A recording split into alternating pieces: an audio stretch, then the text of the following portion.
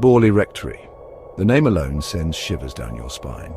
A Victorian mansion in the quaint English countryside seems innocent enough.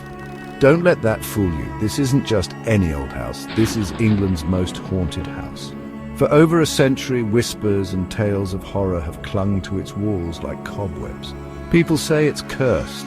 They say that once you enter, you'll never truly leave. The stories began long before the famous investigations. Locals spoke of a phantom coach racing past. A spectral nun wandered the grounds. Her sorrowful cries echoed in the night. Some even glimpsed a headless horseman riding silently through the mist. These early tales painted a picture of a place steeped in darkness, a place where the veil between our world and the next was thin. The stories became more frequent in the late 19th century. In the 1860s, the Bull family moved in. They were the first to experience the full force of Borley's fury. Footsteps echoed in empty hallways, doors slammed shut on their own. The children claimed to see a ghostly figure, a young woman in a white dress. The haunting continued into the early 1900s. The vicar at the time, Reverend Harry Bull, saw the nun. She walked across the lawn in broad daylight. His 4 daughters claimed to play with a ghostly little boy. He would disappear as quickly as he appeared.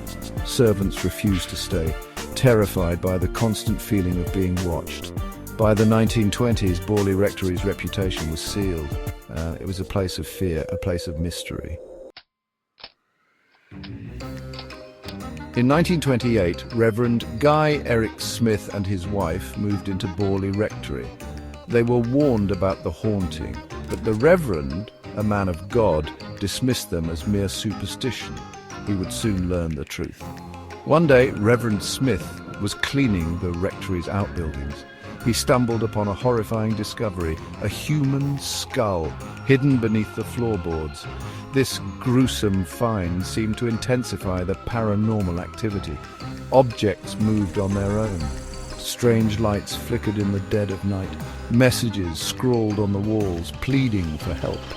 The Reverend's wife, a keen photographer, even captured an image of a spectral figure, a nun standing in the shadows.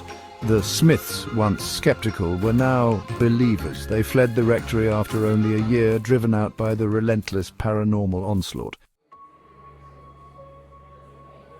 Word of Borley's haunting reached Harry Price, a renowned paranormal investigator. Intrigued, Price secured permission to study the rectory. His investigation in 1929 was the first of its kind.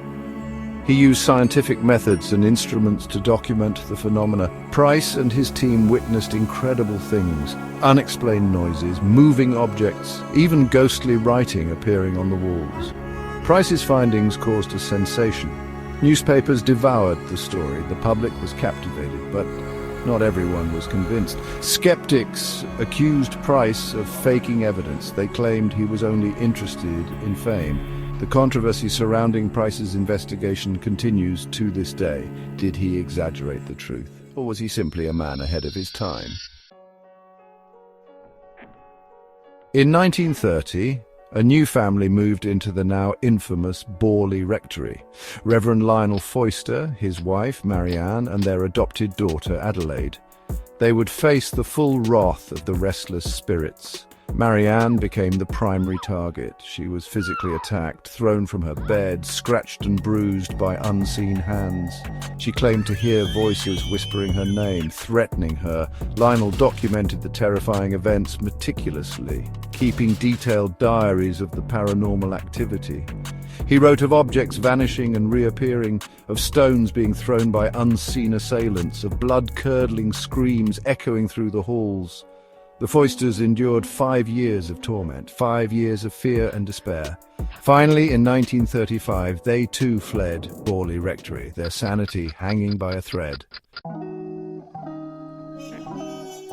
After the Foysters' departure, Borley Rectory stood empty. Its reputation solidified as a place of evil. Then, in 1939, tragedy struck. A fire ripped through the house, reducing it to a smouldering ruin. Some whispered that the spirits, angered by the constant intrusions, had finally taken their revenge.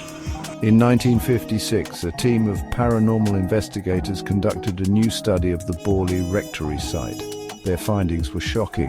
They concluded that much of the paranormal activity could be explained by natural causes, settling of the house, drafts, even pranks by previous occupants. They also found evidence to suggest that Harry Price may have fabricated some of his findings. Despite the skepticism, the legend of Borley Rectory lives on. Was it truly haunted, or was it all a clever hoax?